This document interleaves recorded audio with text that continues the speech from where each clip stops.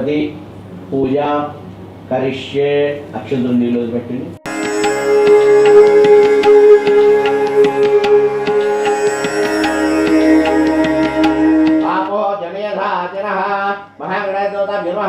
ప్రాణం సమర్పయామి.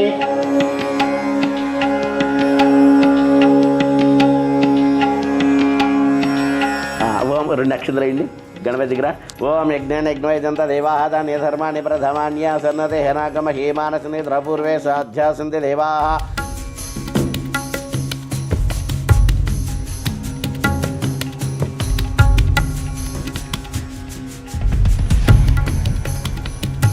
ఆవాహనం సమర్పయామి.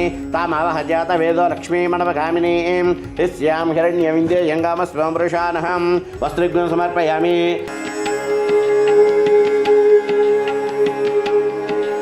శ్రీవరలక్ష్మీదేవతాయే నమః. ఆనందకర్పూర తేజో నీరాజనం సమర్పయామి. నీరాజనంతర శుద్ధ ఆత్మనీయం సమర్పయామి.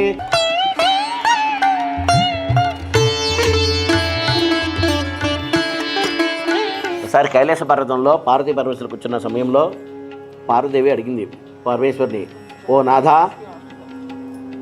స్త్రీలకు సర్వసౌభాగ్యములు కలిగియు అట్లాగే మానవులకు ఆయురారోగ్యాలు కలిగే వ్రతం ఏమైనా ఉన్నదా, ఆ వ్రతం పేరేమిటి అని అడిగేబట్టికి అప్పుడు పరమేశ్వరు చూస్తున్నారు, ఒక కాత్యాయని వరలక్ష్మీదేవిని వ్రతం ఉన్నది, అది స్త్రీలకు సర్వసౌభాగ్యాలు కూడా కలిగజేస్తున్నది.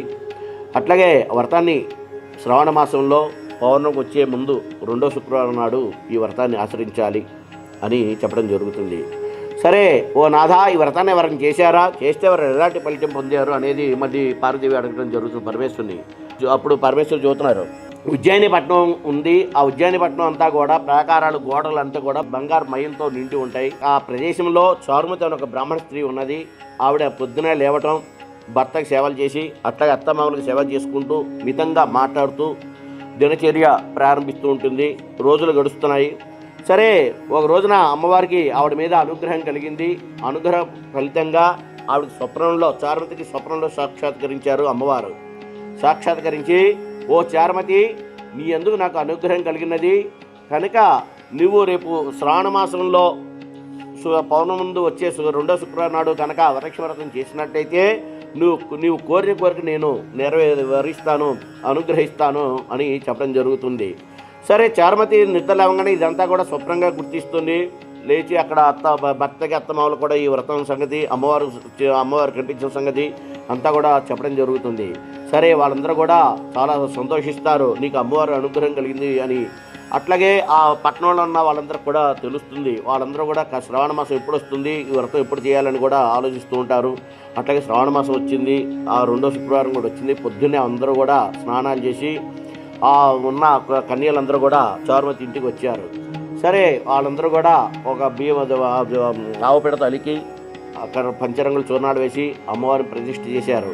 సర్వమంగళ మాంగళ్యే శివే సర్వార్థ సాధికే శరణ్యే త్రయంబకే దేవి నారాయణి నమోస్తుతే అని చెప్పి మహాలక్ష్మిని ఆవాహన చేసి శ్రీసూక్త విధానంగా పూజ చేసి, అట్లాగే ఒక ప్రదక్షిణం చేయగానే కాళ్ళకి గలగలమనే గజ్జలు, బంగారుతో గలగలమనే గజ్జలు వినిపించినాయంట.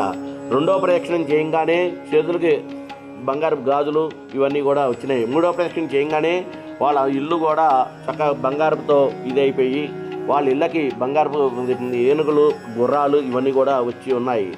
సరే వీళ్ళందరూ కూడా భోజనం చేసి ఏమని చెప్పాలి, మన చారుమతి వల్ల కూడా మనందరం కూడా పుణ్యవతులు అయ్యాం, మనందరం కూడా ధనవంతులు అయ్యాం అని చెప్పి చారుమతిని కొనియాడుతూ వీళ్ళందరూ వాళ్ళకి వెళ్తూ ప్రతి సంవత్సరం కూడా మనం ఇట్లాగే వరలక్ష్మి వ్రతం చేయాలి, చారుమతి దయ వల్ల మనందరం కూడా సంపన్నులు అయ్యామని చెప్పి చారుమతిని కొనియాడుతూ వరలక్ష్మీదేవిని నమస్కారం చేసి వీళ్ళందరూ కూడా సుఖంగా ఉన్నారు.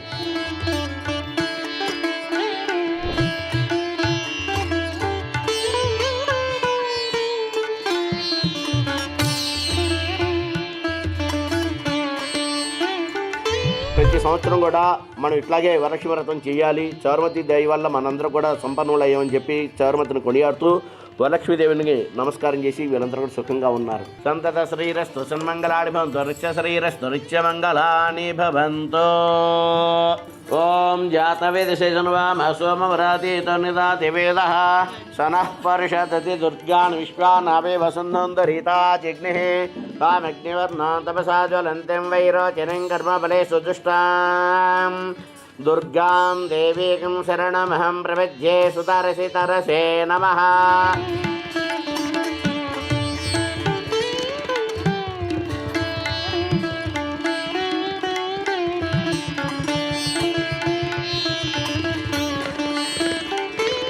ఓం లక్ష్మీం క్షీరసముద్ర రాజధాన్యాం శ్రీరంగధామేశ్వరీం దాసీభూత సమస్తదేవవనితాం లోకైకదీపాంకరాం శ్రీమన్మందకటాక్షలబ్ధివ బ్రహ్మేంద్రగంగాధరాం త్వాం త్రైలోక్యకుటుంబినీం సరసిజాం వందే ముకుంద ప్రియాం శుద్ధలక్ష్మీర్మోక్షలక్ష్మీ జయలక్ష్మీ సరస్వతి శ్రీలక్ష్మీ వరలక్ష్మీశ్చ ప్రసన్నా మమ సర్వదా.